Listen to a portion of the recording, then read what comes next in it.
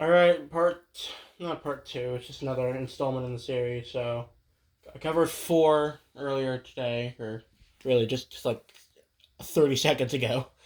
So, the other three movies I watched were The Sting from, I'm not really gonna say. Yeah, no, I guess I could. The Sting from 1973, Out of Africa from 1985, and, Titanic from 1987. So Sting was honestly really great.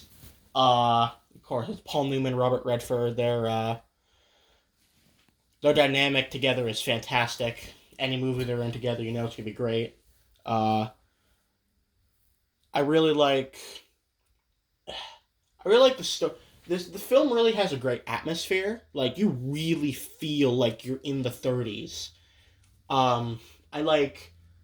I really know what to say about it. It's just so good. It's an absolute classic film.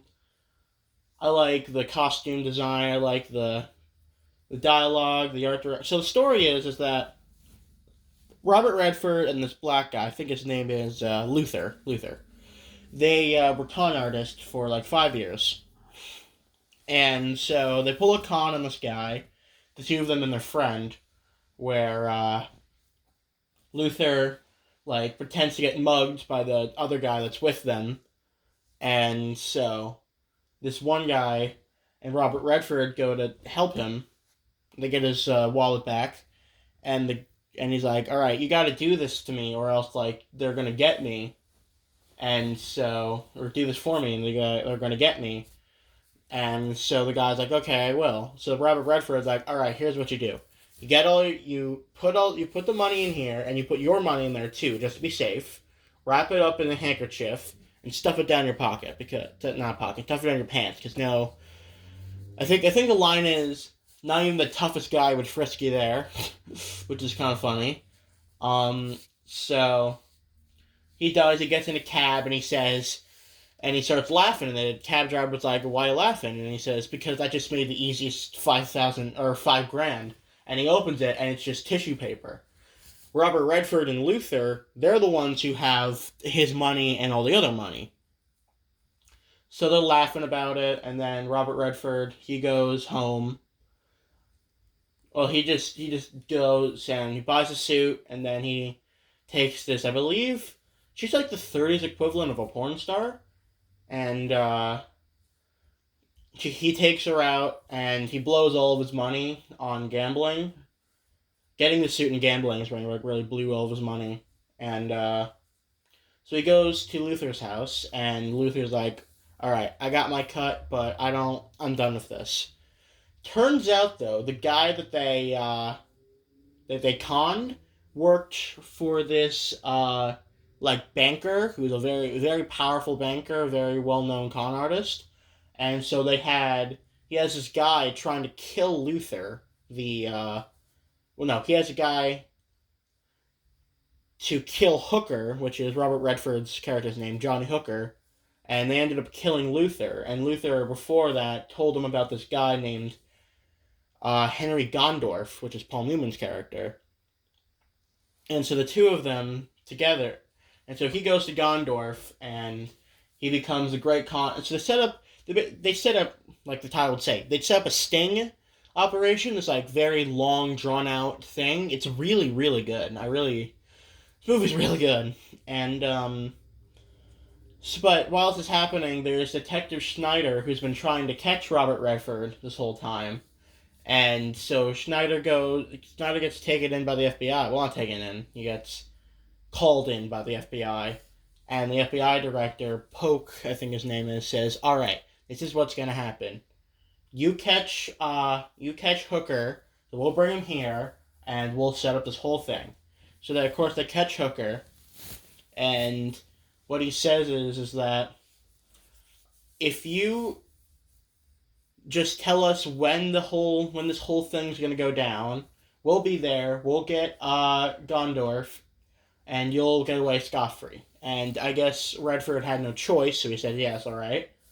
So of course all that happens. I'm not gonna say the ending. The ending's great. Like I was not honestly I should have expected it based on the character, like who the characters were.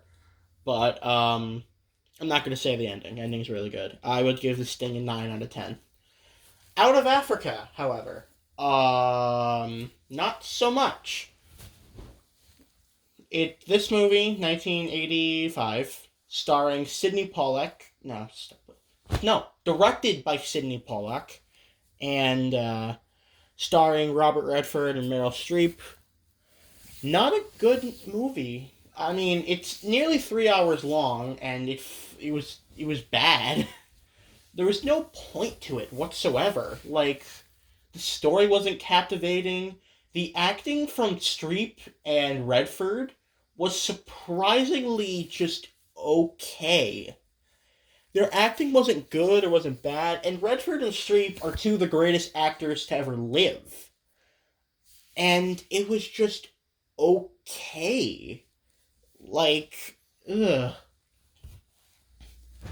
None of the characters are captivating. The dialogue sucked. I mean, of course it's set in Africa, and all the parts of Africa that are very well known are beautiful. Well, Africa, I think in general, just beautiful. That's really the best element. That's probably the purpose of the story, to say, like, oh, look how pretty Africa is. It was a pointless, overly long movie. It wasn't good, wasn't enjoyable, wasn't fun, wasn't interesting. I even want to say it was both boring and uninteresting, and there is a big difference between the two. Boring is like, I don't like. It's hard to explain the difference between boring and interesting, but there's a big difference. It happened to be like, at first I thought, oh, this movie's just so uninteresting, but no, it ended up being boring later on. I could not wait for it to end. Whatever meaning I was supposed to get out of it, I just didn't. Ugh.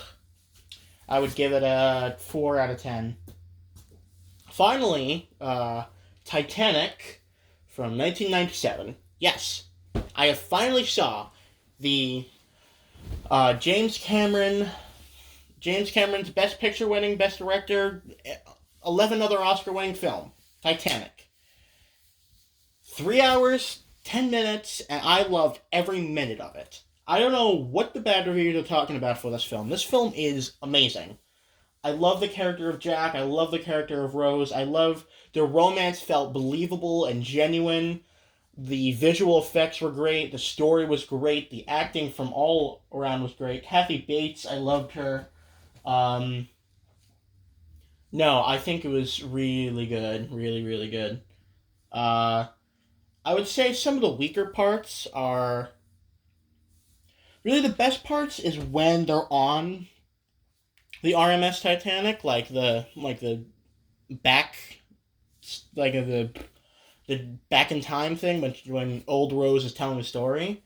The weaker parts are when it's Bill Paxton and all the other guys who were excavating the Titanic. I don't think they were as good. I mean, they were still good. It wasn't as good, though. I agree with everyone who's ever seen this movie. They both could fit on that. They both could have fit on that door. I 100% agree. I am pissed that Jack didn't need to die. Ugh. I mean, really, he had to. Like, for the story to work, he had to. But, like, I think it could have been presented in a... I mean, it was presented well, but, like, maybe less aggravatingly it could have been presented. All around, pretty great film. I would give it a 9 out of 10, I think. I had another point, but I forgot it. Yeah, 9 out of 10. So, that's 7 for you. 4 from the last video, 3 from this one. Right after this, I'm gonna watch another one, and then probably another one after that. Okay, that's it. Goodbye.